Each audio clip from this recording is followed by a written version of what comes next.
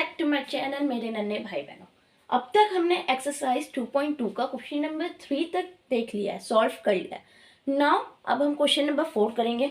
ये वीडियो थोड़ी लंबी होगी, थोड़ी नहीं बहुत ही ज़्यादा लंबी होगी, क्योंकि अब मैं पार्ट में क्वेश्चन नहीं सॉल्व कर रही हूँ। अब मैं एक साथ में सारे क्वेश्चन सॉल्व कर दे रही हूँ। टोटल 16 क्वेश्चन थे, जिसमें से 13 हमने डन कर लिया है। 4th से शुरू कर रहे हैं और 16 तक करके इस वीडियो में हम ख़त्म करेंगे, क्योंकि बहुत ही ज़्यादा टाइम टेकिंग हो रहा है। 16 question is not a easy task, so let's start it with it, क्योंकि टाइम बहुत कम है, जल्दी ख़त्म करना है।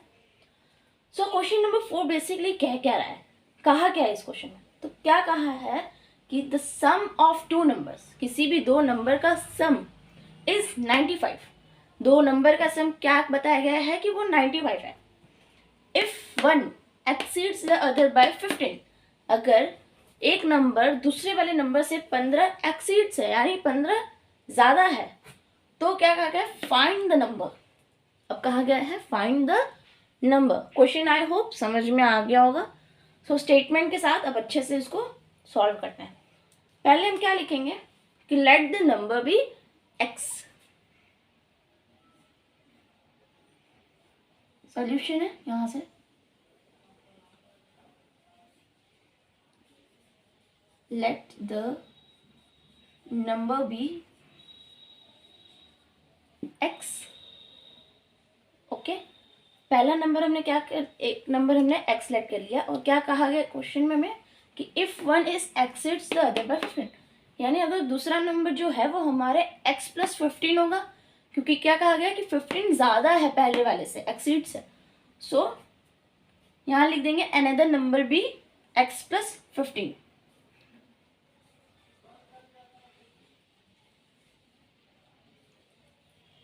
another number be x plus 15। ये हो गया हमारा स्टेटमेंट। अब again let the number be x, पहला नंबर हमने x लेट कर दिया है। कंडीशन के हिसाब से हमें ये कहा गया था कि दूसरा नंबर हमारा इस वाले नंबर से 15 ज़्यादा होगा। सो उस हिसाब से हमने दूसरा कंडीशन भी इक्वेशन के फॉर्म में सॉल्व मतलब लिख दिया है। आई होप यहाँ तक समझ में आया हो। अब क्या कहा गया कि सम ऑफ टू नंबर इज 95, यानी इन दोनों का सम कितना होगा? 95 होगा।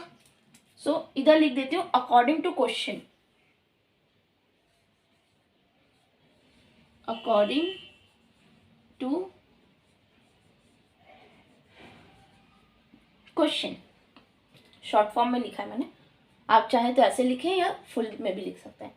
सो according to question sum of this number will be 95, यानी इन दोनों का सम मुझे करना है। x plus 15 equals to 95। ये यहाँ तक आई होप आपको समझ में आया होगा। इसके आगे आपको कुछ नहीं करना है, जब तक आप करते हैं वही करना है। क्या करेंगे? 15 को उधर भेजेंगे, इन दोनों को ऐड कर देंगे। अब उतना बेसिक से शुरू नहीं पढ़ा पाऊंगी क्योंकि बहुत टाइम लग जाएगा। इससे पहले वाली वीडियोस आप देख लो, एक्सरसाइज 2.1, उसमें बहुत ही बेसिकली एकदम डीपली मैंने बताया, तो ये अच्छे से समझ में आ जाएगा। So 1x plus 1x equals to 2x equals to 95 है। 15 उधर जाएगा, माइनस में हो जाएगा क्योंकि यहाँ प्लस है, उस साइड जाने के बाद माइनस हो जाएगा। सो 95 माइनस 15 विल बी 80। मुझे अब स्पेस की थोड़ी दिक्कत हो रही है, मैं क्वेश्चन रब कर दूं क्योंकि क्वेश्चन तो हमने कर लिया है, समझ भी लिया है। सो मैं क्वेश्चन को रब करती हूँ, ज़्यादा नहीं, बस अब एक लाइन और चाहिए।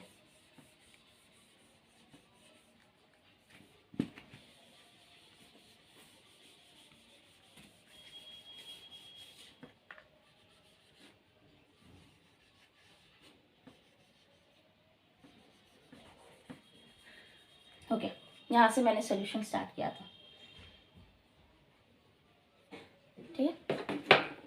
अब क्या है, अब इसको सॉल्व करते हैं। 2x equals to 80, so x will be 40। 2 उधर जाएगा, डिवाइड होगा, 40 आ जाएगा हमारा।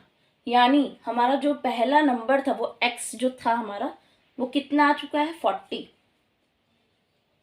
और दूसरा नंबर हमें क्या कहा गया था? x plus 15। सो 40 में 15 ऐड करेंगे, so it will be 55। Okay, so अब इसको भी सेंटेंस में लिखना होगा। सो कैसे लिखेंगे, इतना मैं रब कर दे रही हूँ, आप नोट कर लें या पॉज करके पहले नोट कर लें, उसके बाद का फिर मैं सेंटेंस फॉर्म में लिखवा देती हूँ आपको।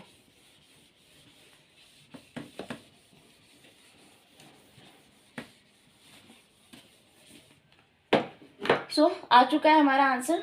अब लिखेंगे since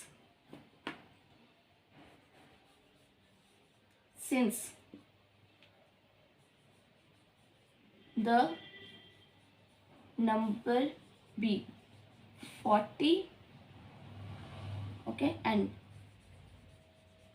another number b equals to x plus 15,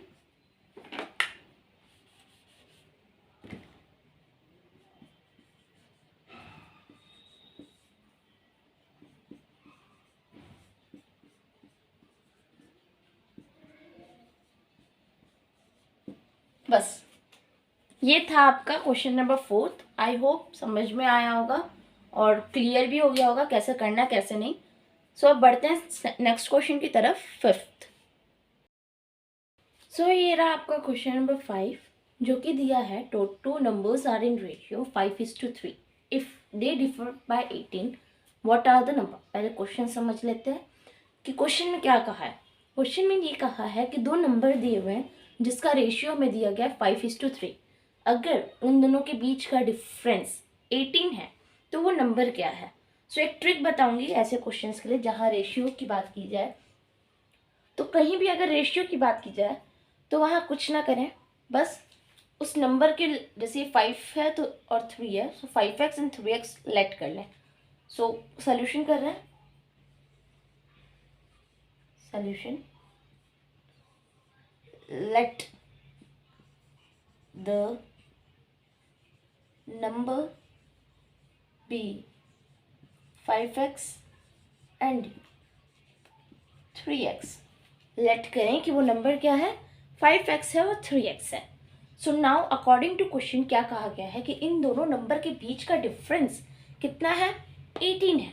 so difference कैसे निकालेंगे, तो इन दोनों के बीच में सब्ट्रैक्शन करके हमें इक्वल्स टू में क्या लाना होगा, 18। सो अब हम क्या लिखेंगे, according to question, according to question 5x minus 3x equals to 18 which is 2x equals to 18। जब 2 उधर जाएगा, क्योंकि यहाँ मल्टीप्लिकेशन हो रहा है, इक्वल्स टू के उस साइड जाने पे चीज़ें अपोजिट हो जाती हैं। So it will be x 18/2 which will be 9। So x equals to 9। Sorry, तो हमारा लाइट चल रहा है, नेक्स्ट क्वेश्चन में अच्छे से चलेगा। सो x की वैल्यू कितनी आ गई, 9 आ गई। अब हमें नंबर निकालना था, तो हम x की वैल्यू इन दोनों चीज़ों में पुट करेंगे। ओके, सो जब इन दोनों में पुट करेंगे तो हमें क्या मिलेगा, द नंबर, यहाँ सिंस लिख देंगे, since the numbers are 5x and 3x था, x की जगह 9 रखेंगे तो 5 9 45 एंड 3x यानी 3 9 27। बस यही करना था इस क्वेश्चन में, बस ये इसका सल्यूशन है और ये इसका आंसर है। अब देखते हैं नेक्स्ट क्वेश्चन, 6th। सो आप क्वेश्चन नंबर 6 देखेंगे, जो कि है 3 consecutive integers add up to 51, यानी 3 कॉन्जिक्यूटिव इंटीजर्स हैं जिसको ऐड करने पे हमें 51 मिल रहा है। व्हाट आर दिस इंटीजर्स, यानी ये इंटीजर्स क्या क्या है और कौन कौन से हैं। सो सबसे पहले ये जानना बहुत ज़रूरी है कि कॉन्जिक्यूटिव इंटीजर्स होते क्या हैं। तो कॉन्जिक्यूटिव इंटीजर्स वो होते हैं जो लगातार एक दूसरे के बाद आते रहें, जैसे 1 के बाद 2 आएगा और 2 के बाद 3 आएगा। सो ये क्या है, कॉन्जिक्यूटिव इंटीजर्स है। सो जो कि यहाँ पे हमने एग्जांपल लिया, बट यहाँ तो हमें पता ही नहीं है कि कौन से 3 कॉन्जिक्यूटिव इंटीजर्स हैं और हमें यही निकालने को कहा है। सो अगर मैं एक चीज़ आपको पैटर्न अगर समझाने की कोशिश करूँ, तो अगर मैं पहले वाले कॉन्जिक्यूटिव इंटीजर्स में जो पहला इंटीजर है उसको x ले लूँ और दूसरे को x + 1 और तीसरे को x+2, तो क्या ये कॉन्जिक्यूटिव इंटीजर्स को फॉलो नहीं करेगा? ध्यान दें, अगर x है 1 तो 1 + 1 2 एंड 1 + 3 कितना आ जाएगा? सॉरी 3 नहीं, यहाँ 2 आएगा,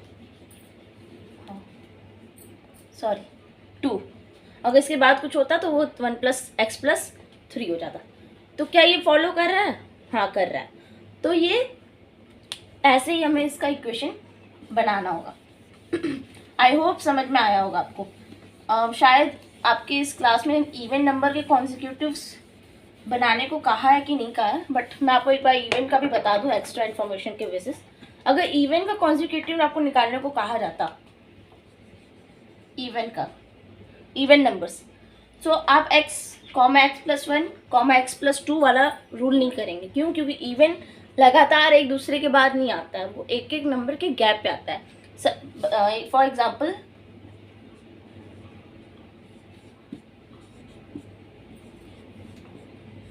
ये कुछ इवन और ऑड नंबर्स, मैंने कुछ इंटीजर्स लिख दिए, नंबर्स लिख दिए, ठीक है। मैं ये 2, 4 और 6 की बात कर रही हूँ क्योंकि ये तीनों क्या है? इवन है। तो अगर मैं इवन नंबर का देखूँ तो इसका क्या कहो आप, इक्वेशन, या हाँ इक्वेशन ही कह लो। इक्वेशन कैसे बनेगा? सो अगर x+2, सॉरी प्लस नहीं होगा, यहाँ कॉमा आएगा, और x+4। अगर आप ये देखें कि पहला नंबर अगर मैंने 2 को माना है 2, तो ये x हो जाएगा, ये 4 हो जाएगा और ये 6 हो जाएगा, जो कि इस पे वेस्ट कर रहा है। जैसे हम उसमें 1 का गैप लेते थे, 1 का गैप लेते थे, इसमें 2 का गैप लेना होगा। और ऑड के लिए भी सेम चीज़ है। सो अब क्वेश्चन पे आते हैं। ये जानना बहुत ज़रूरी था क्योंकि इसके बिना आप क्वेश्चन नहीं कर पाते, इसलिए ये बताना ज़रूरी था। थोड़ा सा टाइम ही लगा बट समझ में आया, वही मैटर करता है। सो 3 कॉन्जिक्यूटिव इंटीजर्स में अगेन लेट कर ले जो, let 3 consecutive integers be x, x+1, x+2। Okay, according to question क्या कहा गया? इन तीनों का सम कितना होगा? 51। सो यहाँ लिखेंगे according to question. According to question अब क्या करेंगे? इन तीनों का सम करेंगे। So x + x+1 + x+2 which is equals to 51। अब इसको आप ऐड करोगे तो आपको क्या मिलेगा? 3x, 1x, 2x and 3x। सो ये 3x प्लस और कितना होगा आपका? 3 होगा, विच इज इक्वल्स टू 51। अब आगे का क्वेश्चन ऊपर सॉल्व करते हैं।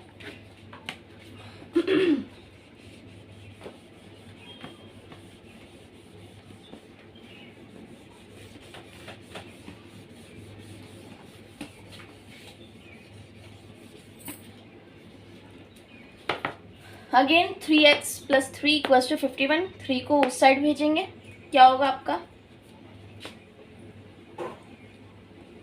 3 को उस साइड भेजेंगे तो वो माइनस हो जाएगा, ठीक है, -3 हो जाएगा। तो 51 - 3 = 48। नाउ यहाँ मल्टीप्लिकेशन हो रहा है, 3 को उधर भेजेंगे तो डिवाइड होगा। x = 3 को अगर 48 से डिवाइड करेंगे तो हमारे पास 16 आएगा। ओके, सो ये हमारी x की वैल्यू आ गई। अगर मैं आपको सेंटेंस ना बना के ऐसे ही समझाने की कोशिश करूं, सो ये देखें, ये हमने स्टार्टिंग में लेट किया था, ठीक है। इसके बेसिस पे देखिए x कितना आ गया आपका? 16 आ गया। x+1 कितना होगा? 17 होगा। एंड x+2 यानी 17 के जस्ट बाद या 16 में +2 कर लो आप, सॉरी 18 आएगा। ये आपके आंसर्स थे। इसके बाद आप लिख सकते हो the 3 consecutive integers will be 16, 17 and 18। अब हम क्वेश्चन नंबर 7 की ओर चलते हैं। सो अब हमारा 7th क्वेश्चन है जो कि हमें पूछा है the sum of 3 consecutive multiples. अब तक इंटीजर्स के बारे में बात करते हैं। Multiples of 8 is 888। The multiples are consecutive numbers, और उसका मतलब तो हम समझ चुके हैं इससे पहले वाले क्वेश्चन में। अब ये थोड़ा सा हटके है बट डिफिकल्ट नहीं है, ईजी है, बस पेशेंटली आप समझो। मल्टीपल्स मतलब अगर पहला एक्स है तो दूसरा उसका जो नंबर होना चाहिए वो उसका एक्स का मल्टीपल होना चाहिए। सपोज पहला अगर एक्स है तो दूसरा नंबर आपका एक्स प्लस 8 होगा। क्यों? क्योंकि 8 उसका मल्टीपल है, 8 आपको कहा गया है। और तीसरा चूँकि अब पहले के बाद 2 होगा, और सो एक्स प्लस 8 तो इसके बराबर हो गया, प्लस एक बार और 8 which is equal to x plus 16 भी आप डायरेक्टली लिख सकते हो। सो अब सोल्यूशन देखते हैं क्या होगा और सेंटेंस फॉर्म करते हैं।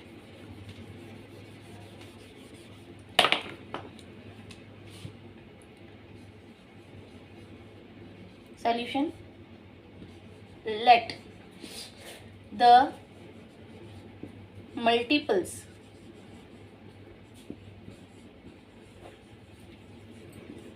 बी क्या क्या, x, x plus 8, x plus 8 plus 8। ठीक है। अच्छा, मल्टीपल्स ऑफ 8 का थोड़ा सा मतलब अगर मैं आपको डीपली बताने की कोशिश करूं कि वो 8 के टेबल में आना चाहिए। सपोज पहले वाले को अगर मैं 8 मान लूं तो दूसरे वाले को मैं 16 मानूंगी। ठीक है। अगर मैं पहले वाले को मतलब मैं 8 के मल्टीपल्स यानी 8 के टेबल की बात कर रही हूँ यहाँ पे। सो एक्स अगर 8 है तो दूसरा वाला आप देख लो खुद ही 16 आ जाएगा, और तीसरा वाला आपका 24 आ जाएगा। ऐसे ही सो ऑन होता, बट यहाँ सिर्फ 3 कॉन्जिक्यूटिव की बात की है इसलिए हमने सिर्फ 3 लिया। आई होप आपको यहाँ तक समझ में आया होगा। ये सब रब कर दो जो काम का नहीं है।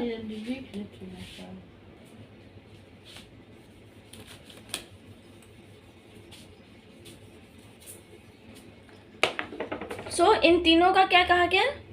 सम कहा गया। आपका कितना है?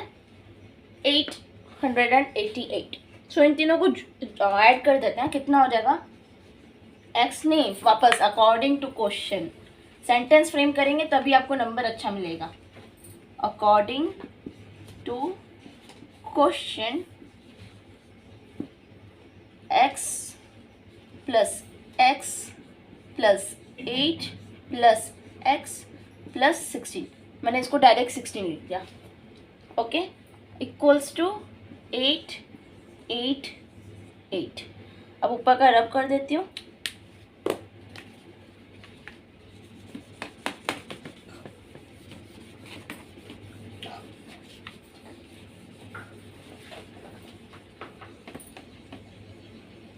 सेंटेंस अगर आप इससे अच्छा और बना सकते हैं, मैंने बहुत ही कम सेंटेंस बनाया, खाली मैंने क्वेश्चन पे फोकस किया कि आपको क्वेश्चन समझ में आए। सेंटेंस फ्रेम करना आप इससे ज़्यादा करिएगा तो ही आपको नंबर मिलेगा। मैंने काफ़ी कम किया। सो अब इसको ऐड करेंगे तो ये कितना हो जाएगा? 3x, x 3 बार x है तो it will be 3x plus 24 equals to 888। Now it will be subtracted, so 3x will be how much? 864. 864. If we divide it with 3, what we will get? 288. आप चाहो तो रफ पे करके देख लेना, यही आएगा आंसर। अब एक लाइन बस मिटा रही हूँ, ये वाला जो हमने लेट किया था, बस। अब क्या था? हमारा x आ चुका है 288।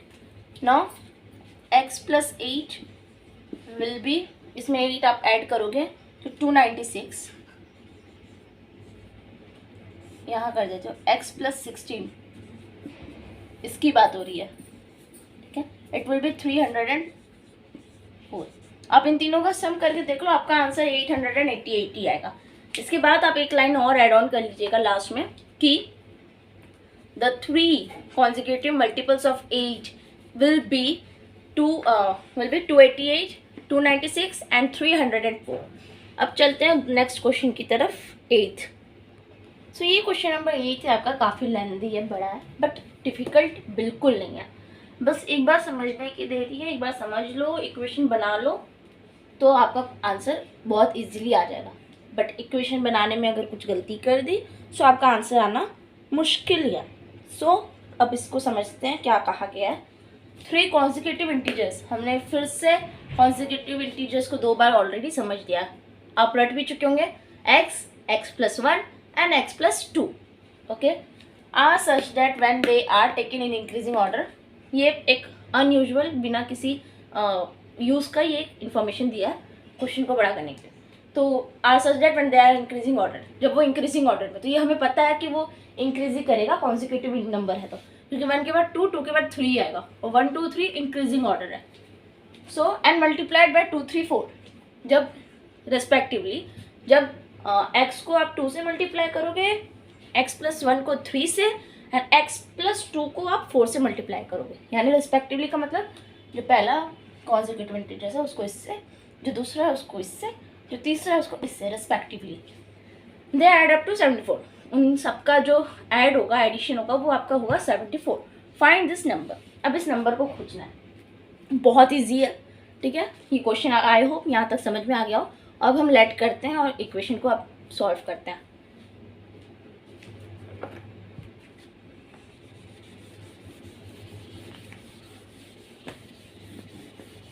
कॉन्जिक्यूटिव नंबर याद रखना क्या होता है, क्योंकि पेपर में भी पूछ सकता है क्वेश्चन ऐसे। क्योंकि जिसको कॉन्जिक्यूटिव नंबर नहीं पता है कि क्या होता है, वो क्वेश्चन भी नहीं सॉल्व कर पाएगा, बेसिक ही उसका वो है। सो लेट सॉल्यूशन यहाँ से, let the consecutive integers, ये इंटीजर का शॉर्टकट है, b x, x+1, x+2, ठीक है। अब इसके बाद आपको मल्टीप्लाई करने को कहा है तो उसको भी सेंटेंस के फॉर्म में लिखिए। When they multiplied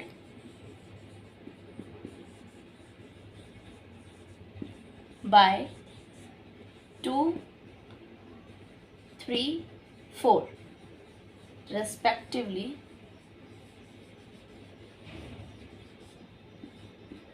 ठीक है, we get, हमें मिलेगा, अब 2 को इससे, 3 को इससे एंड 4 को इससे मल्टीप्लाई करना। सो क्या मिलेगा हमें, 2x 3x+1 4x+2। चाहे तो आप इसको यहीं से सॉल्व कर लें, यहीं सॉल्व करने के बाद क्या हो जाएगा आपका 2x, 3x+3, कैसे, 3 को ब्रैकेट में अंदर खोलेंगे तो क्या आएगा आपका 3x, एक मिनट,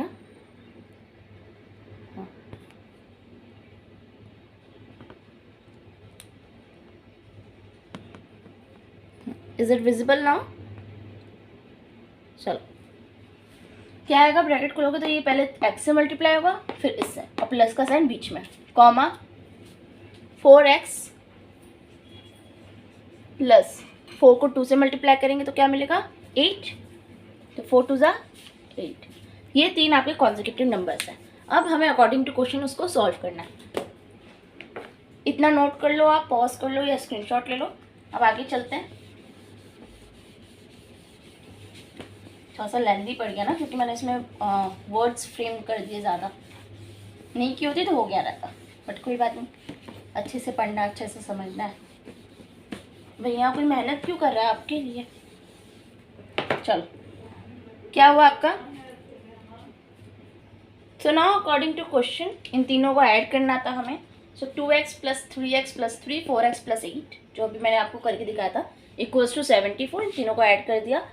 आप ऐड करोगे तो आपको क्या मिलेगा, 2x + 3x + 4x = ये 2 3 5 हो गया, 5 4 9, 9x + 8 + 3 = 11 = 74। 9x है, मैंने 11 को उधर भेज दिया, इट विल बी 63 फिर 9 को मैंने डिवाइड किया, यहाँ मल्टीप्लाई हो रहा था, इक्वल्स टू के उस साइड जाएगा तो डिवाइड होगा, सो इट विल बी 7। x की वैल्यू हमें 7 मिल गई थी। क्वेश्चन में कहा था फाइंड दिस नंबर, यानी उसने वहाँ कॉन्जिक्यूटिव नंबर्स के बारे में नहीं पूछा था, उसने उस नंबर्स के बारे में पूछा था जो आपको मल्टीप्लाई करने के बाद मिल रहा था। ठीक है, तो आप 3 आपका क्या क्या था आपको याद होगा तो 2x था, आपका क्या था 3x + 1 ऐसा था, नेक्स्ट आपका 4x + 2 था। ठीक है, ये था 2x यानी 2 × 7 = 14। आप x इधर रखोगे तो x + 1 यानी 7 + 1 8, 8 × 3 = हाउ मच 24। x यानी 7 यहाँ रखोगे तो 7 + 2 9, 9 4 = 36। सो ये 3 नंबर्स थे और इसको आप ऐड भी कर लोगे तो आपको दिख जाएगा कि ये 74 दे रहा है। कैसे? 6 4 10, 10 + 4 = 14, 1 कैरी, 3 2 5, 5 1 6 1 7। लो ऐसे ही दिख गया वेरीफाई।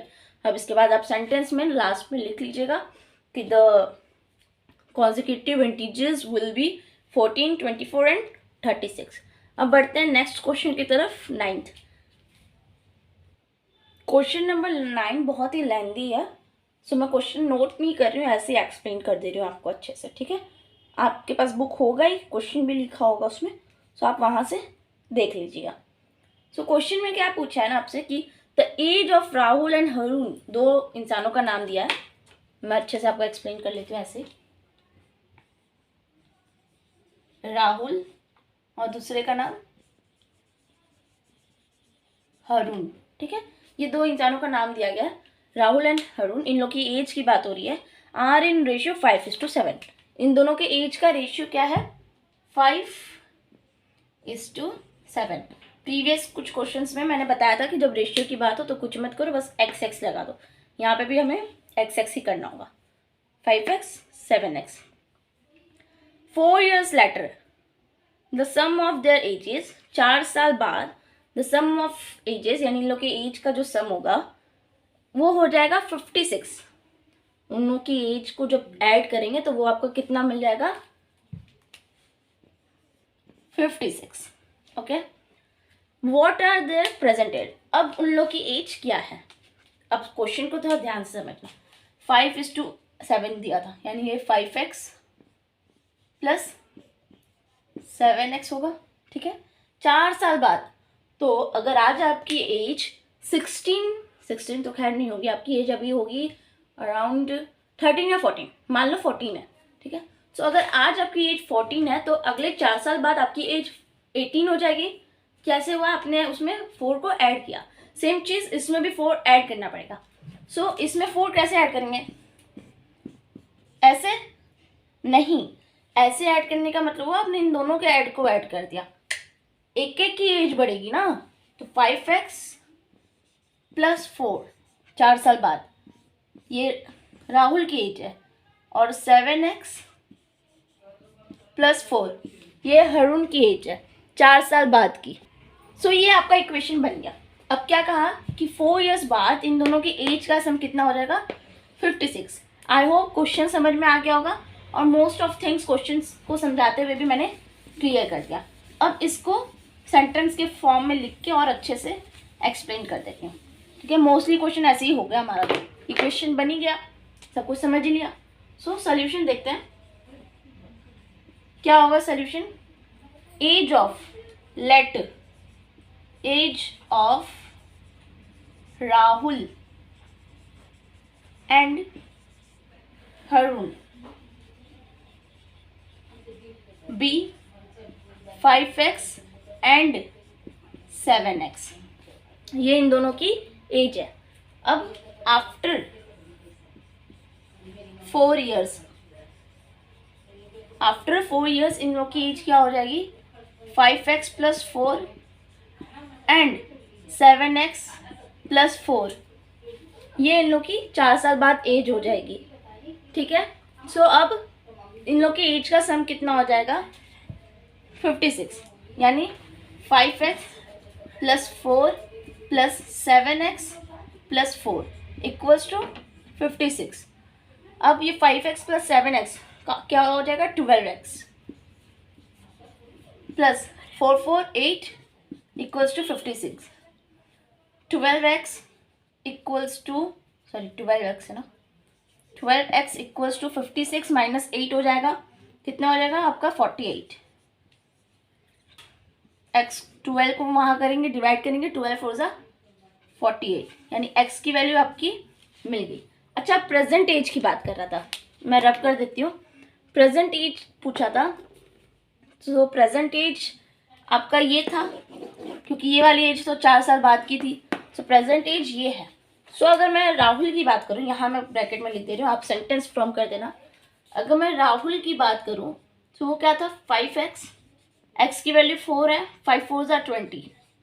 हरुण की एज कितनी थी 7x, 4x की वैल्यू 4 है, 7 4 ज़ा 28।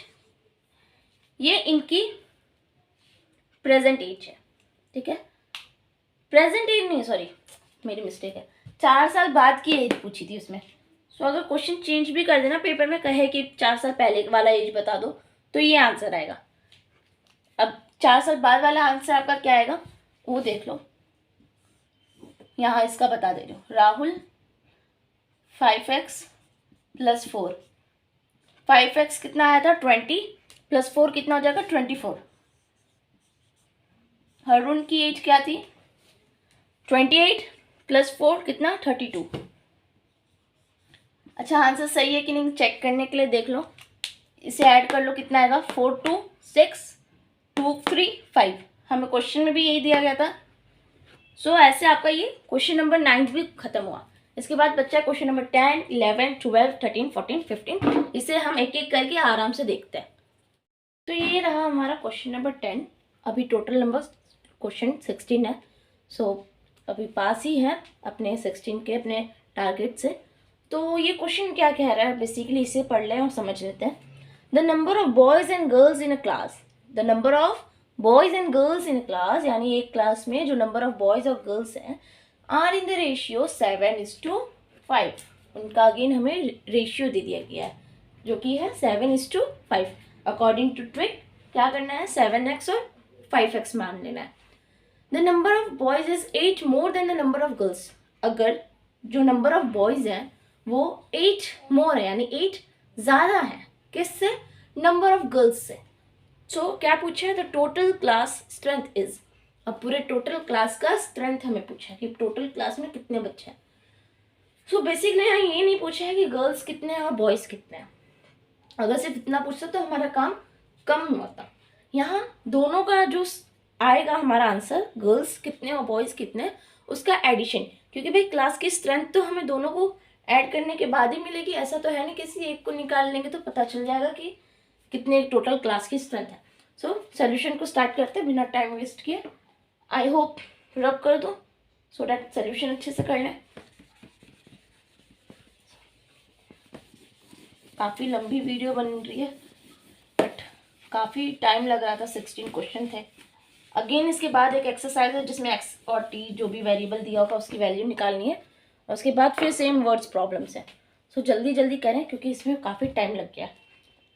सो सोल्यूशन में कैसे करेंगे, 7x साइड में लिख दे रही हूँ, 7:5x था बॉयज़ और गर्ल्स का, ठीक है। इंफॉर्मेशन हमारा बेसिक जो था। Solution, let the number of boys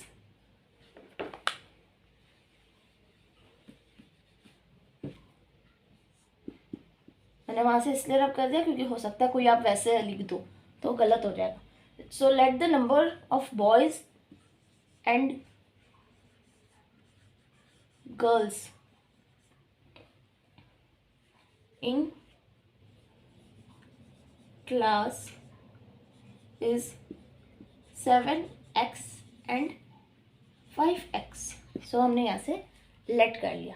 अब अकॉर्डिंग टू क्वेश्चन हमें क्या कहा गया था कि जो नंबर ऑफ बॉयज़ है, यानी जो 7 नंबर ऑफ बॉयज़ है 7x, वो 5 ज़्यादा है 5x के, यानी नंबर ऑफ गर्ल्स से। सो 5 ज़्यादा नहीं, सॉरी 8 ज़्यादा है। सो हम अकॉर्डिंग टू क्वेश्चन ऐसे लिख सकते हैं, अकॉर्डिंग टू क्वेश्चन हम क्या लिख सकते हैं कि जो बॉयज़ की स्ट्रेंथ है वो किसके बराबर है, इसमें +8 कर देंगे तो। So 5x + 8 equals to 7x। यही था क्वेश्चन में कि number of boys is 8 more than the number of girls. So अब हम अगेन इसको सॉल्व करेंगे। कैसे सॉल्व करेंगे, 7 को इधर भेजेंगे। सो ये 5x - 7x equals to -8। Again ये -2 आ जाएगा, -8 माइनस माइनस कैंसिल हो जाएगा, x की वैल्यू 4 आ जाएगी। ठीक है, हमें x की वैल्यू मिल चुकी है। अब हमें नंबर ऑफ बॉयज़ और नंबर ऑफ गर्ल्स की वैल्यू निकालनी होगी। अब मैं अगेन ऊपर के रब कर देती हूँ।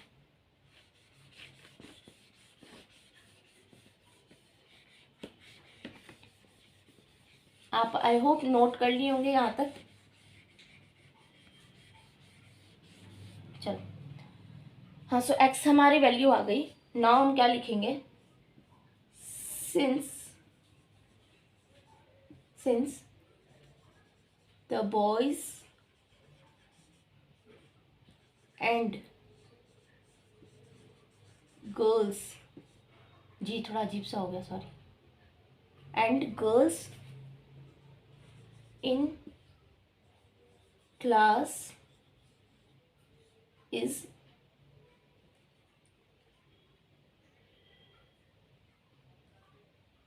are, अब देखो क्या लिखेंगे आप कि हमें 7x यहाँ रफ में बता रही हूँ। बॉयज़ का कितना था हमारे पास, 7x, जो कि अगर 4 रखेंगे यहाँ x पे, सो 28 हो जाएगा। 7 4 28। एंड गर्ल्स कितने थे, 5x। ओके, हमने क्या लेट किया था, 5x। सो x रखेंगे तो इट विल बी 20। r क्या लिखेंगे, 28 एंड 20। ध्यान रहे कि पहले हमने बॉयज़ का लिखा है तो हमें नंबर में भी पहले बॉयज़ का लिखना होगा। ऐसे ऊपर नीचे अलग अलग कर लेंगे तो हमारा ही गलती हो जाएगी।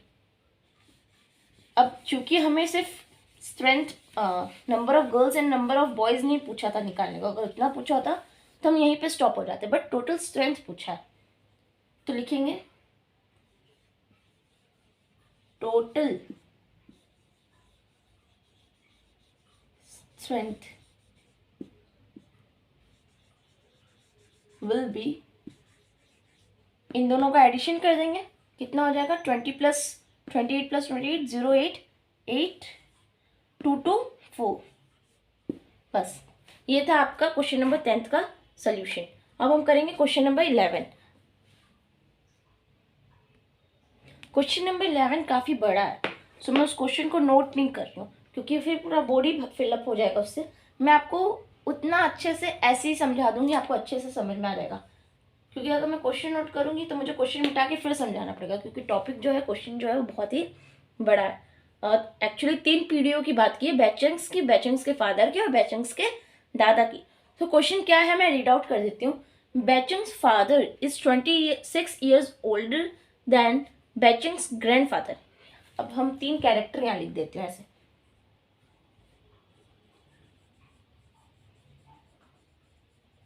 बैचंग, ठीक है,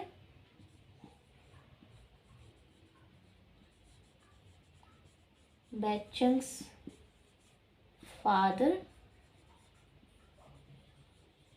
और मैं यहाँ पूरा नाम ना लिखने के बजाय GF लिख दे रही हूँ, विच मीन्स ग्रैंडफादर बैचंग्स के। ठीक है, सो हमें पहला सेंटेंस में क्या कहा गया, Baichung's father is 26 year older than Baichung's grandfather, यानी बैचंग्स फादर की जो एज है वो 26 ईयर कम है बैचंग्स के ग्रैंडफादर की तुलना। आप मान लो कि आपके पापा और आपके दादा, ठीक है, आपके पापा की एज 26 ईयर कम होंगी आपके ग्रैंडफादर से, आपके दादा से, ठीक है, या आप ये कह लो कि आपके ग्रैंडफादर की एज 26 ईयर्स ज़्यादा होंगी आपके पापा से।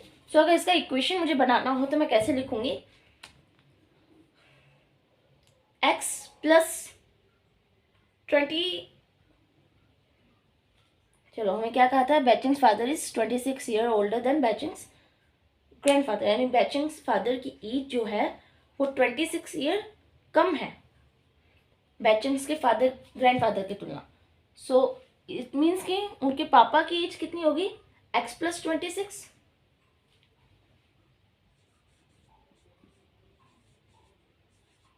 ठीक है, अब नेक्स्ट लाइन हमें क्या कहा गया है कि एंड 29 ईयर्स ओल्डर देन बैचिंग्स, और बैचिंग से 29 ईयर ज़्यादा है, यानी अभी से ग्रैंडफादर की बात की है कि उनकी एज इनसे 26 साल ज़्यादा है और इनसे 29। सो हम 29 ऐड कर लेते हैं इसमें। ओके, अब नेक्स्ट लाइन में क्या कहा गया है कि बस अब क्या कहा गया, the sum of ages of all three is 135 years, यानी इन तीनों का सम जो होगा वो 135 होगा ईयर्स। तो मैंने इनकी एज को x सेलेक्ट कर लिया है और इनकी एज को, क्योंकि इन दोनों के बीच का डिफरेंस कितना हमें बताया गया है 29, नहीं सॉरी, हाँ 29।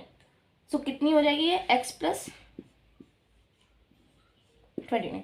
अब फटाक से हम इसका सोल्यूशन निकालते हैं, इन तीनों को ऐड करेंगे विच इज इक्वल टू इतना, और x की वैल्यू आ जाएगी, और जो x की वैल्यू आएगी तो ये सब हमारा इजीली आ जाएगा।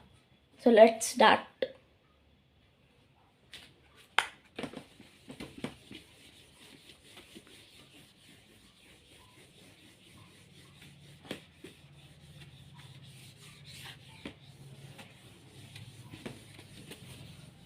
चलो,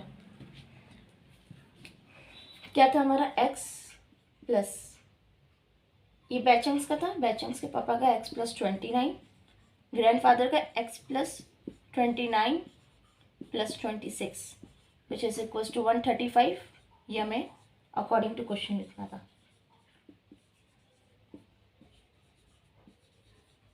ओके, नाउ अब हम इसको सॉल्व कर लेंगे। x x x 3x plus कितना होगा, इसको ऐड करेंगे तो 84, हाँ 84 which is equals to 135। 3x equals to 84 को उधर भेजेंगे तो माइनस हो जाएगा, 135 minus 84 which will be 51। Sorry यार, थोड़ा जल्दी मैंने गलत लिखा है, 51। नो x की वैल्यू कितनी हो जाएगी 17। अब बैचिंग्स की एज हमने x सेलेक्ट की थी विच इज इक्वल्स टू 17। इनके पापा की एज यानी f लिख देती हूँ सिर्फ, कितनी थी x प्लस 29, 17 प्लस 29 कितना हो जाएगा आपका 46।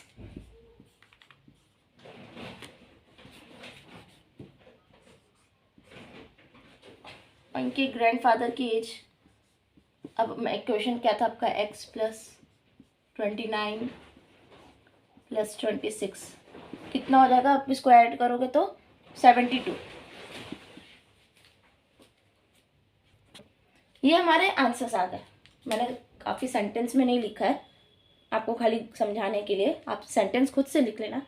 सो अगर आपको चेक करना है कि आपका आंसर सही है कि गलत, सो आप ये 17 प्लस 46 प्लस 72 कर लो, आपका आंसर 135 ही आएगा। सो अब चलते हैं नेक्स्ट क्वेश्चन की तरफ, 12 को भी ऐसे रफली समझ लेते हैं क्योंकि उसमें भी बात एज की हो रही है और अगेन मुझे चार्ट बना के समझाना पड़ेगा। सो बात यहाँ क्या हो रहा है, 15 ईयर्स फ्रॉम नाउ, यानी आज से 15 ईयर बाद रवि की age will be 4 years times his present age, यानी रवि की एज आज से 15 साल बाद 4 टाइम्स हो जाएगी उसकी प्रेजेंट एज से। What is Ravi's present age, Ravi की प्रेजेंट एज x मान लेती हूँ मैं, ठीक है, कि आज उसकी एज x है। सो 15 ईयर्स लेटर यानी 15 साल बाद इसकी एज x+15 हो जाएगी। क्यों? अब कैसे 15 ऐड कर लिया हमने? सो अगर आज आपकी एज सपोज कर लो 5 ईयर्स है, किसी बच्चे की एज आज 5 ईयर्स है, सो आज से 15 साल बाद उसकी एज 20 साल हो जानी है। अगर आज से आप अपनी एज को 15 ईयर्स बाद काउंट करोगे तो आपकी एज में वो 15 ईयर्स एडअप हो जाएंगे, नॉर्मल सी बात है। सो 15 ईयर्स बाद उसकी भी एज क्या हो जाएगी? x+15। सो हमें क्वेश्चन में क्या कहा है? सोल्यूशन अब मैं यहाँ से शुरू कर रही हूँ कि पहले तो हम x को लेट करना पड़ेगा, इसको सेंटेंस में नहीं लिखना पड़ेगा। चलो यहाँ से शुरू करते हैं। आई होप यहाँ से तक क्वेश्चन में समझ में आ गया होगा कि 15 ईयर्स बाद इसकी प्रेजेंट एज का 4x हो जाएगा, यानी 4 times of x। Now start with question solution.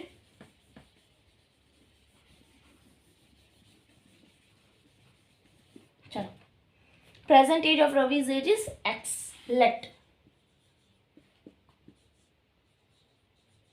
present age of Ravi be x. Now 15 years will be now letter 15 years his age will be x+15, यानी आज से 15 साल बाद उसकी एज में क्या होगी? तो वो इतनी होगी। नाउ अकॉर्डिंग टू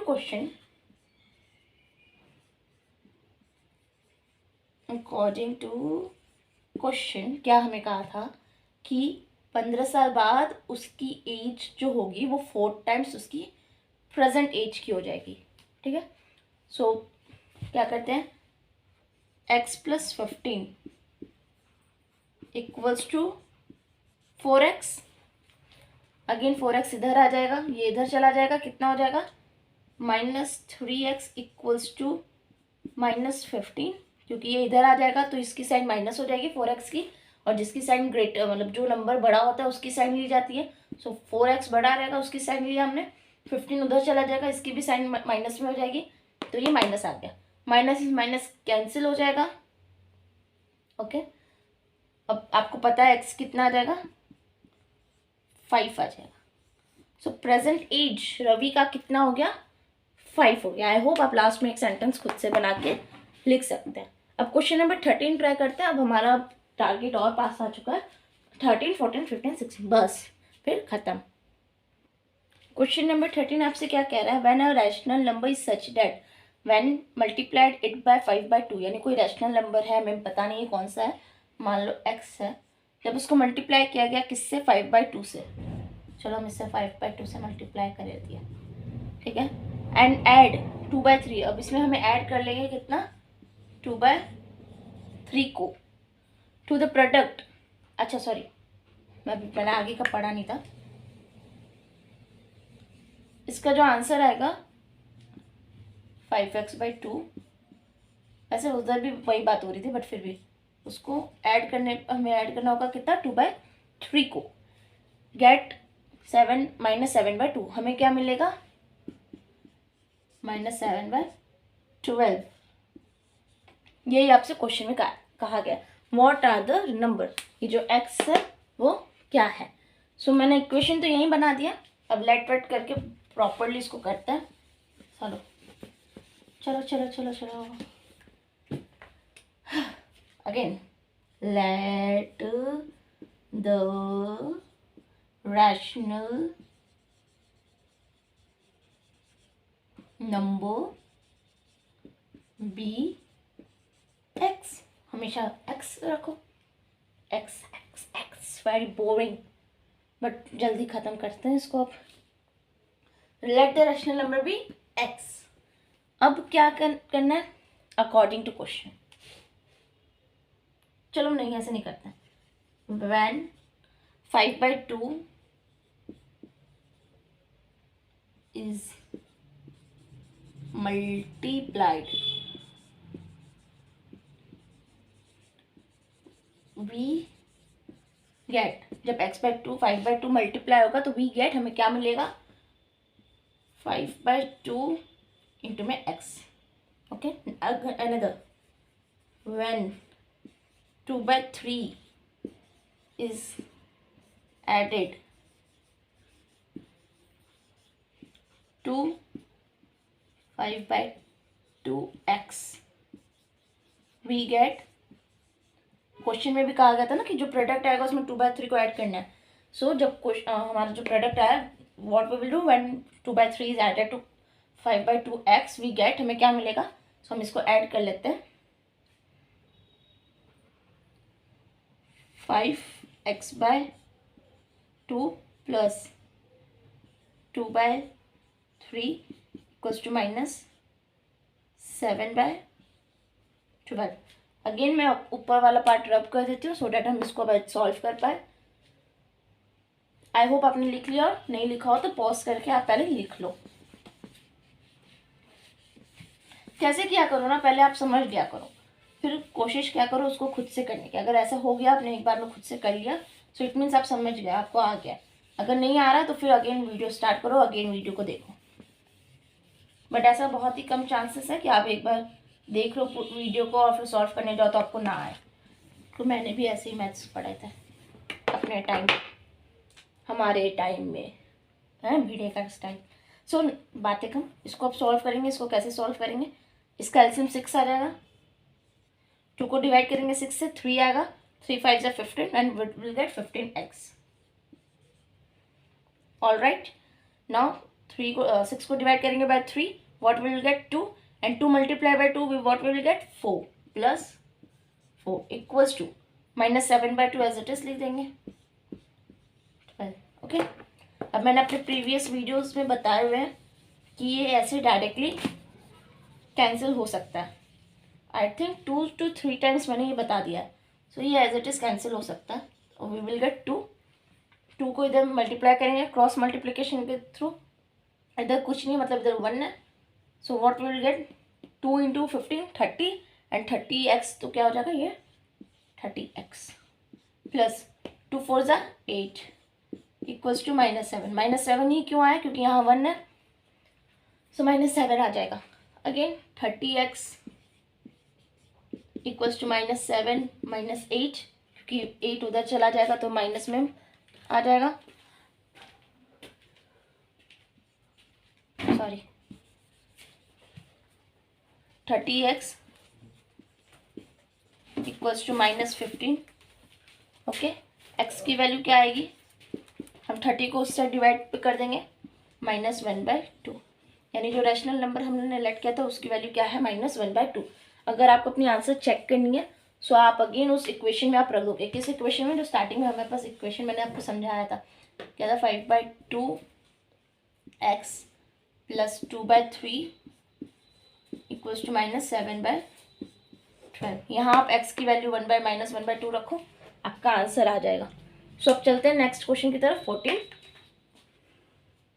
हमारा क्वेश्चन नंबर 14 है. 14 का सोल्यूशन बहुत ही छोटा सा है, और वो क्वेश्चन जो है बहुत ही लेंथी, अराउंड 3 to 4 लाइन का वो क्वेश्चन ही है. बच्चा क्वेश्चन देख के ही डर जाता है कि भाई इतना बड़ा क्वेश्चन मुझसे तो होने से रहा.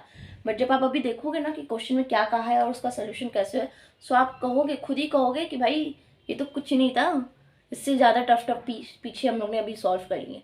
सो ये उससे भी ज़्यादा ईजी, बस इसको समझना है अच्छे से.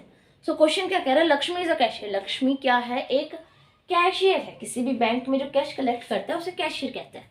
सो लक्ष्मी क्या है, कैशियर है इन अ बैंक, एक बैंक की.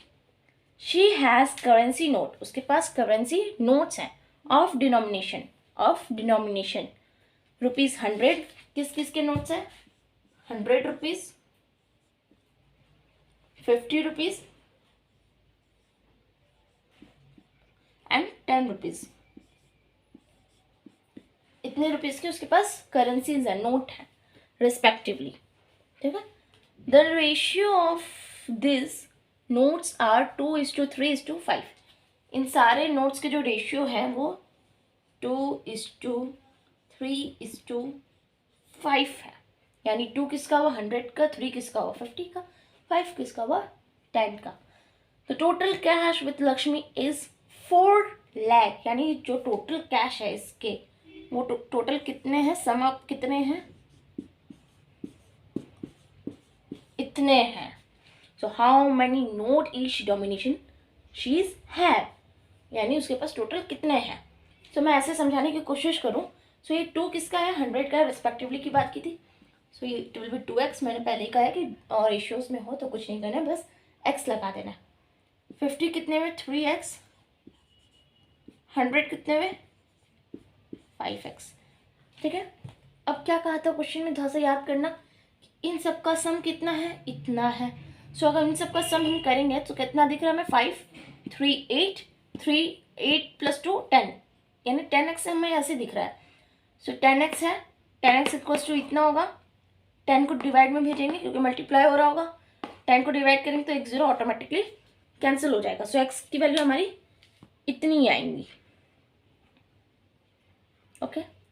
सो अब ऐसे तो मैं कर नहीं सकती, प्रॉपर वर्ड्स में मुझे लिखना होगा, प्रॉपर लिखना होगा. देखिए बस क्वेश्चन तो हमारा यूँ हो गया, ऐसे देखते देखते समझते समझते, बट कैसे सेंटेंस लिखना है, कैसे स्टेटमेंट लिखना है वो देखते हैं. रब कर देती हूँ इतना. आई होप समझ में आ गया होगा. ये क्वेश्चन बिल्कुल भी टफ नहीं था, खाली वो क्वेश्चन बड़ा दिखा दिया था. एक लाइन तो फालतू इंफॉर्मेशन के डाला था, सो डैट आप डर जाओ. Okay. Let Lakshmi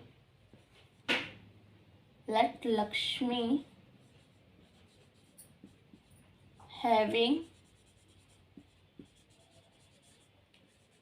notes of ₹100, ₹50, ₹10 in. Let the Lakshmi having notes इन, नहीं गलत सेंटेंस है. लेट लक्ष्मी हैविंग नोट्स, इतना लंबा चौड़ा लिखने की जरूरत ही नहीं है.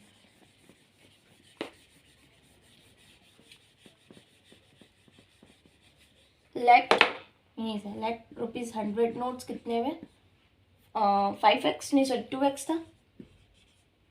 ₹30 के कितने थे, 3x था. 50 के कितने थे, 5x था. Is it clear? ठीक है. Now according to question, 3x plus 2x plus 5x equals to 4, 0, 0, 0. It will be 10x equals to 4, 0, 0, 0, 0. ठीक है. x equals to 10 उधर जाएगा, 1 0 कैंसिल हो जाएगा, तो क्या हमें मिलेगा 4 0 0 0 0. सिर्फ इतना. ठीक है. अब हमें x की वैल्यू मिल गई. अब हमें ये कितने नोट हैं उसका हमें फाइंड आउट करना है. सो मैं अगेन रब कर देती हूँ, यहाँ से रब कर दे जो.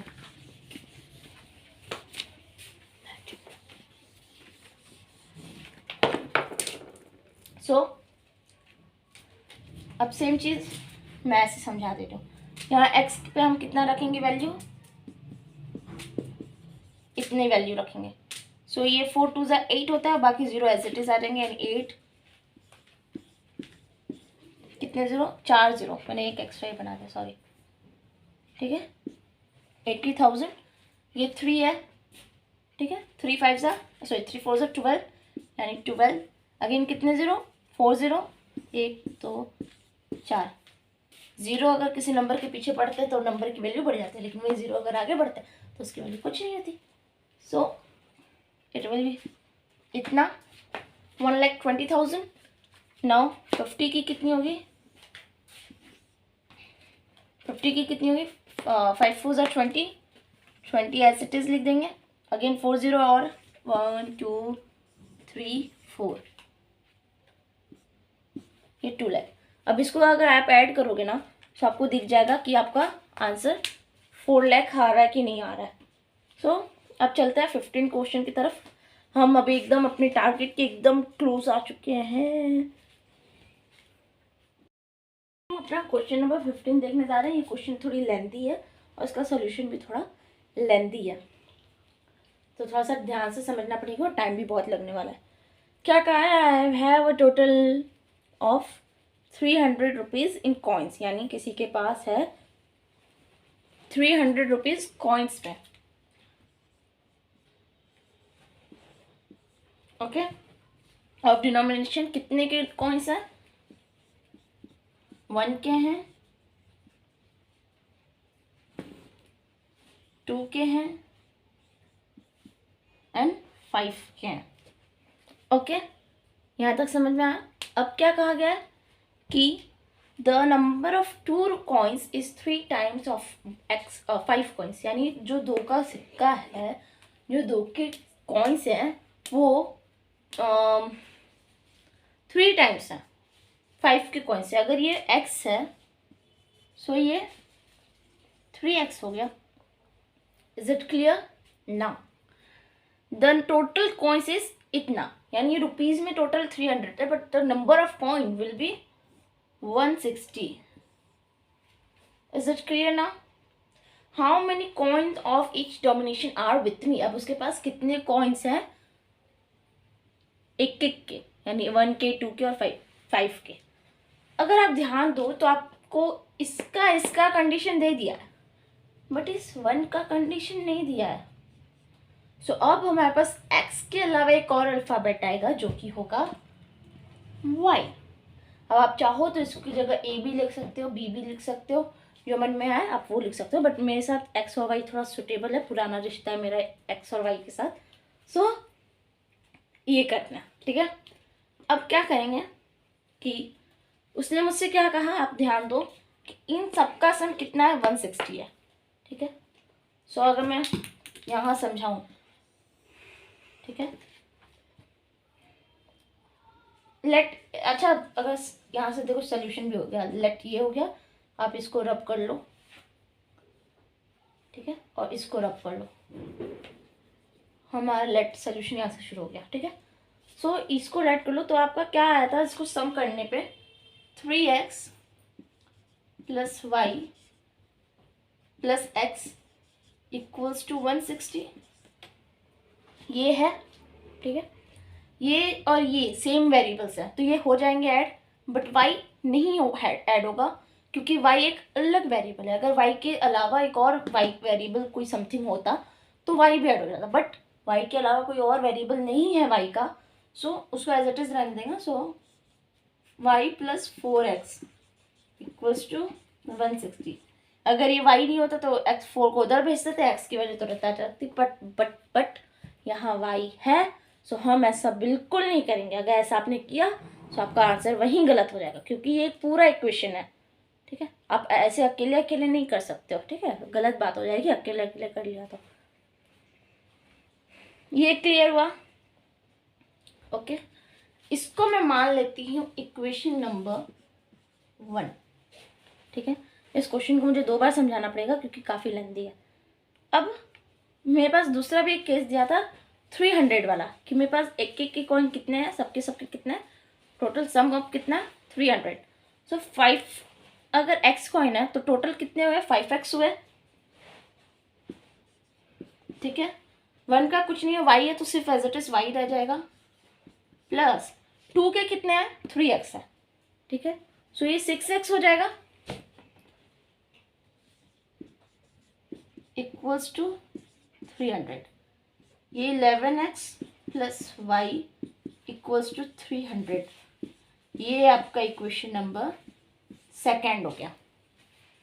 अगर यहाँ तक कोई दिक्कत सो आप अभी बोल सकते हो, कमेंट सेक्शन में भी बोल सकते हो, या मैं यहाँ तक वापस एक्सप्लेन कर लूँ, एक बार एक्सप्लेन कर लेती हूँ, सो डैट आगे का थोड़ा सा और कॉम्प्लिकेटेड होने वाला है, ठीक है। अब यहाँ से सॉल्व कर वापस बताते हैं। हमें क्वेश्चन में कहा गया था कि हमें y की वैल्यू y लेट कर लिए, 1 की वैल्यू y लेट कर लिए, 2 की वैल्यू को 3x लेट कर लिया, 5 की वैल्यू को 5x लेट कर लिया। अब हमें कितना क्या कहा था, क्या कि इन सबका सम, खाली कॉइन्स का सम कितना है? 160। सो मैंने एज इट इज 160 लिख दिया, इसको ऐड कर लिया और y एज इट इज रह गया इक्वल्स टू 160। हमारा पहला इक्वेशन हो गया। सेकंड, अब अच्छा, ये अगर किसी को समझ में नहीं आया होगा 5x 6x, तो मैं एक एग्जांपल दे सकती हूँ। सपोज आपके पास 1 रुपये का कॉइन है, ठीक है, और मैंने आपसे कहा कि वो कॉइन आपके पास टोटल 6 है, यानी आपके पास 1 रुपये का सिक्का टोटल 6 है। तो टोटल कितने रुपीज हुए? 6 रुपीज हुए। कैसे हुए? आपने 6 × 1 किया होगा, ठीक है, आपने एज इट इज जोड़ लिया। बट जब हमें पता नहीं है कि ये कितना है, हमने सिर्फ इसको y लेट किया है, तो हम क्या करेंगे, इसको 6y ही करेंगे ना। ये चीज़ समझ में आया ना, 5x और 6x कैसे आया? ओके, सो ये इक्वल्स टू 300 हो गया। 5 + 6 = 11 होता है। 11x + y = 300। यहाँ तक एकदम क्लियर हो चुका होगा, आई होप। अब देखो, अब एक नई चीज़ हम सीखने जा रहे हैं। इक्वेशन में भी प्लस माइनस होता है। अब तक हमने एडिशन सब्ट्रैक्शन देखा था सिर्फ नंबर्स के बीच में, अब हम इक्वेशन के बीच में भी एडिशन सब्ट्रैक्शन देखेंगे। कैसे? आप ये इक्वेशन छोड़ दो, इसको हटा दो, ठीक है, इसको भी हटा दो। ये हमारे पास 2 इक्वेशन है, ठीक है।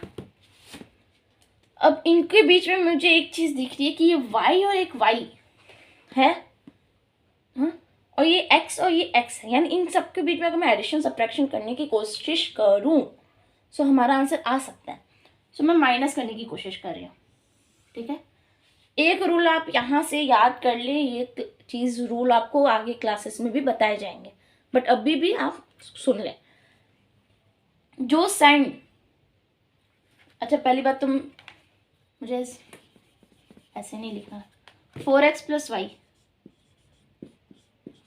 वही था, बस मैंने अरेंज कर दिया ताकि x के नीचे x आ जाए, ठीक है। अब एक चीज़ आपको यहाँ जानने की कोशिश करनी चाहिए कि subtracting equation 2 equation 1 and equation 1 को हम माइनस करने वाले हैं, किसमें से? फ्रॉम 2 को। तो जिससे माइनस करना है उसको पहले लिखेंगे। 11x + y = 300, ठीक है। 4x + y = 160। इसको भी अब रख कर देंगे क्योंकि ये ऊपर नीचे था ना, फिर समझाने में दिक्कत होती है। मैं तो कैसे भी समझा लेती, बट आंसर में भी दिक्कत होती है, और थोड़ा सा आप अभी नए हो ना, ठीक है। मैं सब्ट्रैक्ट करने जा रही हूँ। देखो क्या किया जाता है, रूल क्या कहता है कि जो सिग्नेचर्स, जो साइन आपके इस डिजिट के इधर है, इस डिजिट के इधर है, इस डिजिट के इधर है, उसका जस्ट अपोजिट आपको यहाँ एक बार लिखना है, ठीक है। नहीं आया होगा, एक बार मैं समझ के मैं बताती हूँ। 4x का साइन क्या दिख रहा है? प्लस, तो यहाँ हम लिखेंगे माइनस। y का साइन क्या है? प्लस, सो यहाँ भी हम लिख देंगे माइनस। 160 का साइन क्या है? प्लस, तो यहाँ पे भी हम माइनस लिखेंगे। अब ऐसा नहीं कि सिर्फ माइनस ही लिखना, अगर यहाँ माइनस होता ना, 160 का साइन अगर माइनस होता आंसर में, तो यहाँ हमें प्लस लिखना पड़ता। बट यहाँ आप अपॉर्चुनिटी कह लो या कोइंसिडेंस कह लो, यहाँ प्लस में है, तो यहाँ हम ऐसे माइनस लिख देंगे। यहाँ तक क्लियर हुआ? कुछ नहीं किया हमने, बस ये वाला जो है लास्ट वाला जो इक्वेशन, इसे हम सब्ट्रैक्ट कर रहे हैं, उसका जो साइन है उसका अपोजिट साइन बस मैंने लिख दिया, ठीक है। अब ध्यान से सुनो, ध्यान से, कान से सब कुछ मन डिस्ट्रैक्ट हटा के पहले इधर से एक बार लास्ट सुन लो कि ये जो साइन अभी हमने लिखा, वो साइन अब ये इस इक्वेशन की साइन है, ठीक है। अब इस इक्वेशन का साइन क्या है? ये सारे साइन है जो मैंने अभी लिखा, यानी 4x का साइन क्या है? अभी माइनस है। y का साइन अभी माइनस है। 160 का साइन क्या है? अभी माइनस है। सो ये बताना ज़रा मुझे कि 11x में 4x को माइनस करेंगे तो कितना आएगा? 7x। अब इधर ध्यान देना, ये प्लस y है, ये माइनस y है, ठीक है। ये प्लस y है, ये माइनस y है, यानी 1 + -1 ये कट के ख़त्म होके 0 हो जाएगा, क्योंकि भाई प्लस एक ही नंबर को खुद से प्लस करो, उसी को उससे माइनस कर दो, तो 0 ही आना है ना आंसर। तो ये कट जाएगा, मैंने ऐसे ही काट दिया, यहाँ 0 नहीं लिखा, ठीक है। इक्वल्स टू 300 माइनस 160 कितना आएगा, 140। फिर से बता रही हूँ, 11x था, माइनस में 4x, 11x minus 4x equals to 7x plus y minus y equals to 0, 300 minus 160 equals to 140। Now x equals to 20। बस ये मेथड कब करना पड़ता है हमें, जब हमें दो वेरिएबल की वैल्यू निकालनी होती है। जैसे यहाँ y की भी निकालनी है और x की भी निकालनी है। अगर ये y नहीं होता तो तुरंत निकल जाता, बट y है तो हमें पहले x की निकालनी पड़ेगी, फिर अब y की, ठीक है। इस मेथड का नाम मुझे याद नहीं आ रहा है, सब्स्टिट्यूशन मेथड होता है, एक एलिमिनेशन मेथड होता है, एक और शायद कोई मेथड होता है। सो इस मेथड का नाम मुझे याद नहीं आ रहा है। एक और मेथड का मैं नाम बताने की कोशिश करूँगी, मतलब सोल्यूशन बताने की कोशिश करूँगी कि अगर ऐसे नहीं सॉल्व करना है, प्लस माइनस में आपको दिक्कत हो रही है। सो एक और तरीका है जिससे आप ऐसे इक्वेशन को सॉल्व कर सकते हो, वो है सब्स्टिट्यूशन मेथड। अगेन वीडियो बहुत लंबी हो रही है, ये मेथड इजी है, मैं उसको रफली समझा देती हूँ, बाद में आप खुद से कर लेंगे उसको। क्या होता है उसमें, ये 11x plus y equals to 300 था हमारे पास एक इक्वेशन। अब मान लीजिए मुझे x की वैल्यू निकालनी है या y की, मैं y की वैल्यू निकाल रही हूँ। सो y की वैल्यू अगर मुझे निकालनी होगी तो y equals to 300 minus 11x, ये हो जाएगा। 11 को मैंने उधर भेजा। अब ये जो 11 की वैल्यू आई है, इसको दूसरे वैल्यू में सब्स्टिट्यूट करना होता है। दूसरा इक्वेशन हमारा क्या था, 4x plus y equals to 160, ये हमारा दूसरा इक्वेशन था। अब इस इक्वेशन में इसकी वैल्यू को, y की वैल्यू को same as it is put कर देना है, ठीक है। पुट करने के बाद आपके पास आंसर आ जाएगा। क्योंकि यहाँ हमें किसी वैल्यू को यहाँ सब्स्टिट्यूट कर रहे हैं, इसलिए इस मेथड का नाम क्या है, सब्स्टिट्यूशन मेथड। क्या है, सब्स्टिट्यूशन मेथड। मैं अब इसमें भी इसको सॉल्व ही कर देती हूँ, ठीक है। थोड़ा सा हॉच पॉच हो गया है,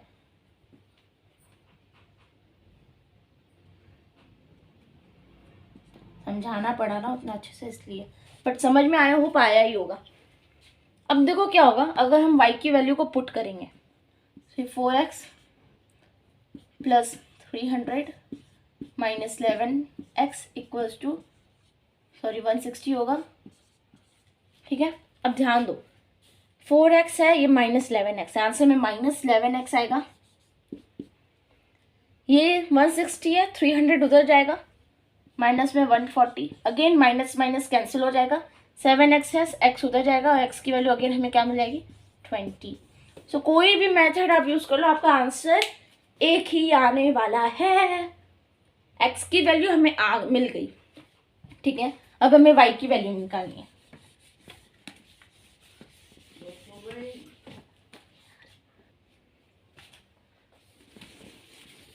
जल्दी जल्दी, ठीक है। अब y की, x की वैल्यू हमारी कितनी आई थी, 20 आई थी, और दो इक्वेशन हमारे पास कौन से थे, अगेन 11x प्लस क्या थे, 11x plus y equals to 300, okay. 5x plus 5x नहीं था, 4x, हाँ 4x plus y equals to 160, ये था। x की वैल्यू हमें पहले कैसे मिल गई, 20 आया, ठीक है। वहाँ से आपने कोई भी मेथड यूज़ किया हो, डजेंट मैटर। x की वैल्यू के बाद जब आपकी एक y की वैल्यू निकालनी है, तो आपको सबको एक ही मेथड करना पड़ेगा। अरे बाबा कैसे, आप x की वैल्यू को इसमें पुट करोगे बाबा, और y की वैल्यू मिल जाएगी। रे बाबा कैसे करेंगे, चलो 20 को पुट करो y में, किसी भी इक्वेशन में, ये पहला था ये दूसरा था, किसी में भी पुट करो। मैं इसमें पुट करूँ क्योंकि मुझे ज़्यादा सिंपल लग रहा है।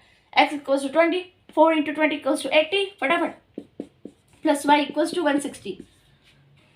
80 को वहाँ भेजेंगे, 160 minus 80 equals to how much, again y equals to 80। आ गया हमारा दोनों वैल्यू। अगर आप इस वैल्यू को इस इक्वेशन में भी रखते तो आपका आंसर यही आता, ठीक है। क्लियर हुआ यहाँ तक। अब हम फाइनल लास्ट से, बस लास्ट अभी है, अब कितने कॉइन्स उसके पास है ये तो देखना ही पड़ेगा ना।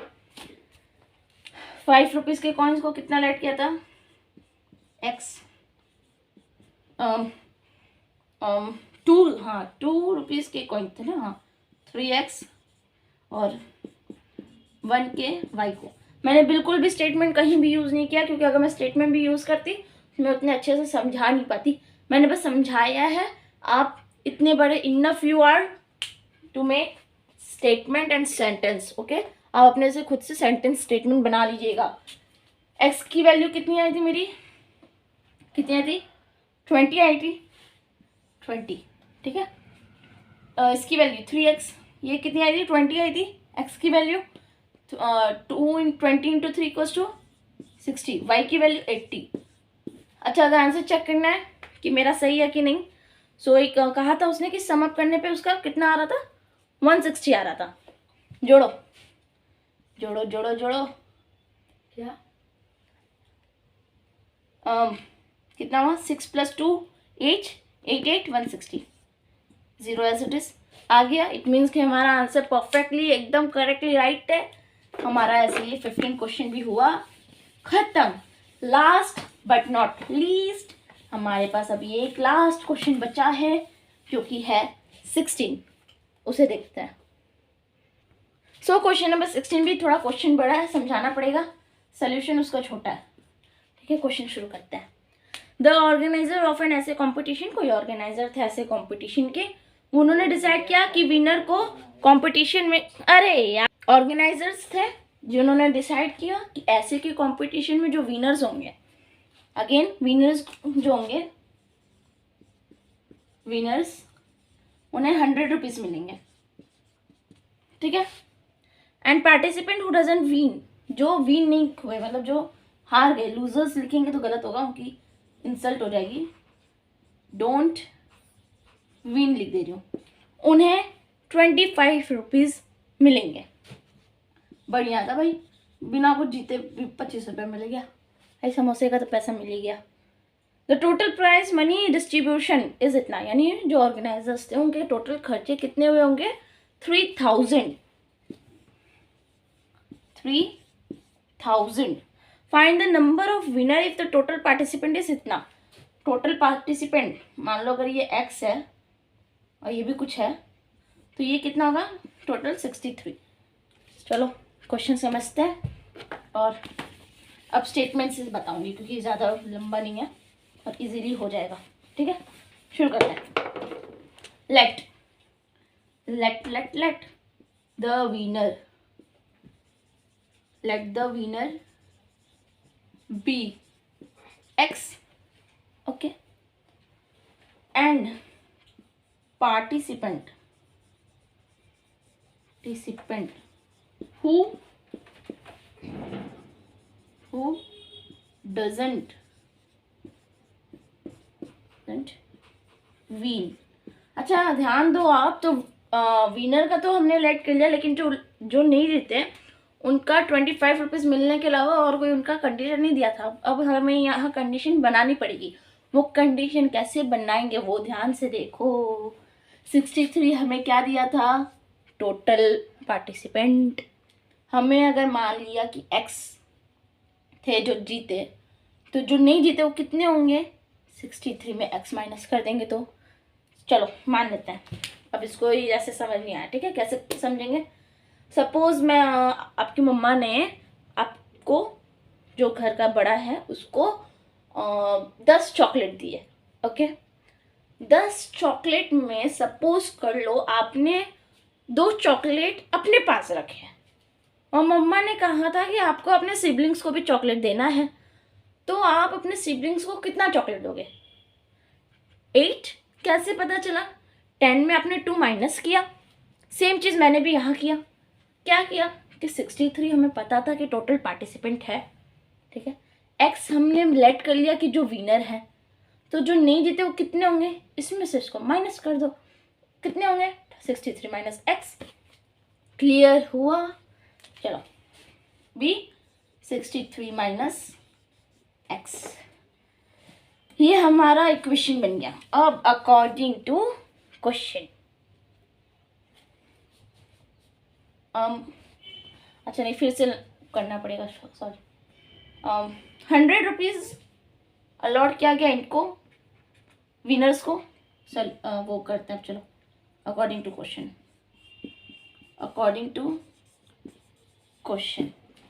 100x। क्यों? क्योंकि 100 रुपीज़ दिया गया था विनर्स को, ठीक है। मान लो आपके पास 1 लोग हैं, ठीक है, और उनको मैंने 100 रुपीज़ दी, तो टोटल कितना हुआ? 100 × 1, ठीक है। अगर 2 लोग हैं तो कितना होगा? 100 × 2। वैसे यहाँ कितने लोग हैं? x लोग हैं, तो कितना होगा? 100 × x। समझ में आया? समझ में आया कि नहीं आया? आया ना? क्योंकि हमें सिर्फ कंडीशन यहाँ दी थी, हमें कंडीशन और दूसरी जगह कहाँ दिया? रुपीज़ में 3000। तो हमें यहाँ रुपीज़ में इसको इसलिए चेंज करना पड़ा क्योंकि हमें सिर्फ कंडीशन, अब आगे जो बच्चा है वो सिर्फ 3000 का बच्चा है जो कि रुपीज़ में है। चलो प्लस 25 इंटू में 63 माइनस x। अब मैंने यहाँ 25 क्यों मल्टीप्लाई किया? क्योंकि जो नहीं जीते उन्हें 25 रुपीज़ मिली थी, ठीक है। तो 25 मल्टीप्लाई कर दो, इक्वल्स टू कितना? 3000। अब फटाफट यहाँ से कैलकुलेशन करो। कैसे कैलकुलेशन करोगे? 100x एज इट इज लिखो, प्लस इसको मल्टीप्लाई करोगे, कितना आएगा? 1575 माइनस में 25x इक्वल्स टू 3000, ठीक है। मैं ऊपर का रब करने जा रही हूँ, जल्दी जल्दी, ये लास्ट क्वेश्चन है, ठीक है। अब क्या करेंगे? इस 150 को यहाँ भेजेंगे, माइनस हो जाएगा, और 100x माइनस 25x करेंगे, कितना आएगा? 75x। इसको जब आप वहाँ भेजोगे 3000 से माइनस करोगे तो आपको मिलेगा 1425 x। अब 7 से डिवाइड करोगे आपको 19 मिलेगा आंसर। करके चाहे तो आप देख लेना। Now since number of winner be 19, so ऐसे हमारा ये क्वेश्चन नंबर लास्ट भी होता है खत्म, और मिलेंगे नेक्स्ट वीडियो में क्वेश्चन नंबर 2.3 के साथ। तब तक के लिए इसको सॉल्व करें, प्रैक्टिस करें। सॉरी अगर हैंडराइटिंग थोड़ी सी गलती हो गई, मैंने बहुत हरी अप करने की कोशिश की सो डैट आपको खाली कॉन्सेप्ट क्वेश्चन कैसे करना है ये समझ में आए। मैंने सिर्फ क्वेश्चन पे फोकस किया, स्टेटमेंट पे नहीं किया, क्योंकि स्टेटमेंट तो आप खुद से कर लोगे, बट मेरा काम क्या है? आपको समझाना कि यहाँ क्या करना है, वहाँ क्या करना है। आई होप वीडियो अच्छी लगी। कोई दिक्कत हो तो कमेंट बॉक्स में बताएं, शेयर करें अपनी दिक्कत, या मुझ में कोई कमी है जो मुझे करना चाहिए तो वो भी मुझे बताएं। Thank you, have a nice day. और लाइक शेयर सब्सक्राइब करें, अपने दोस्तों में भी शेयर करें ताकि आपके साथ साथ वो भी पढ़ पाए। थैंक